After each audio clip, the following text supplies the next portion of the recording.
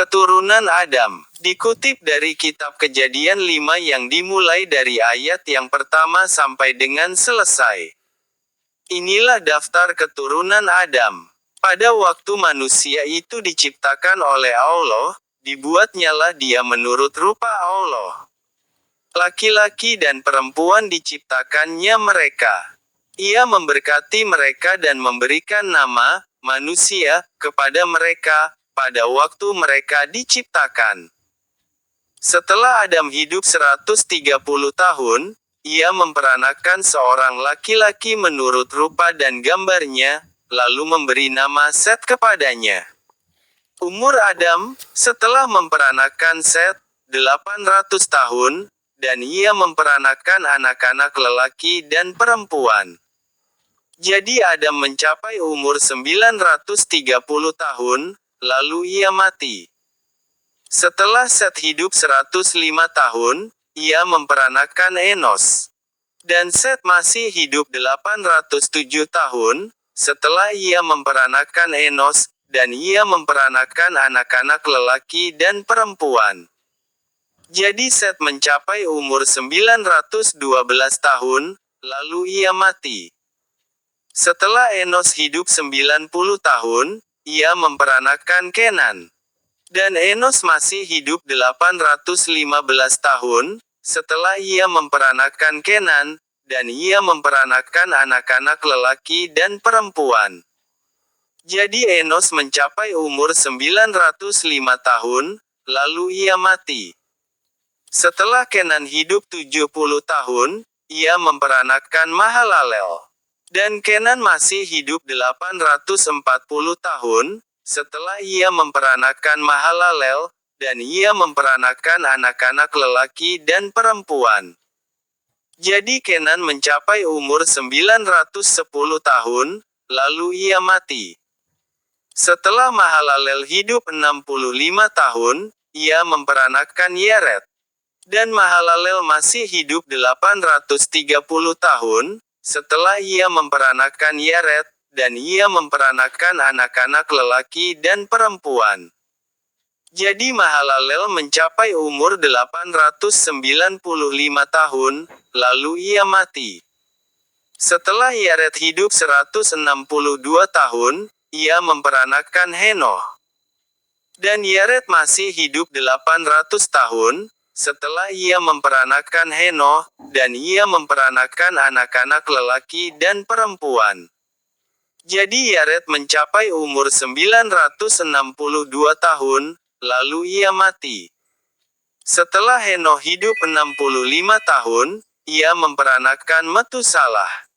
Dan Henoh hidup bergaul dengan Allah selama 300 tahun lagi, setelah ia memperanakan Metusalah, dan ia memperanakan anak-anak lelaki dan perempuan.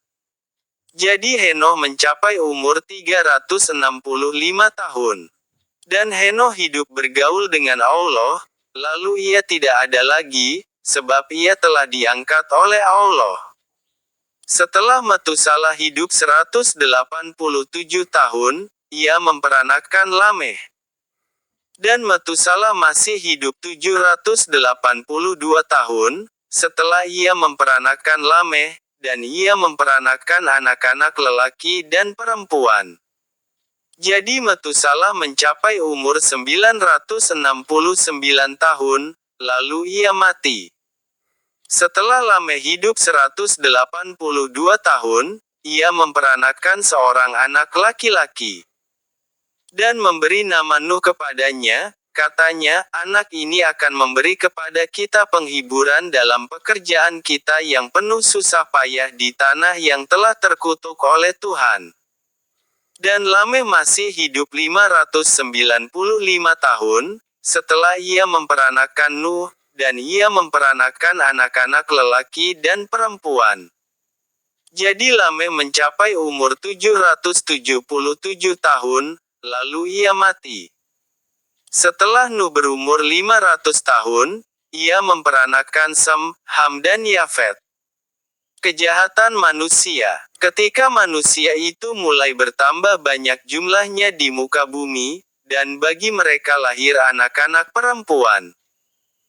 Maka anak-anak Allah melihat bahwa anak-anak perempuan manusia itu cantik-cantik, lalu mereka mengambil istri dari antara perempuan-perempuan itu, siapa saja yang disukai mereka.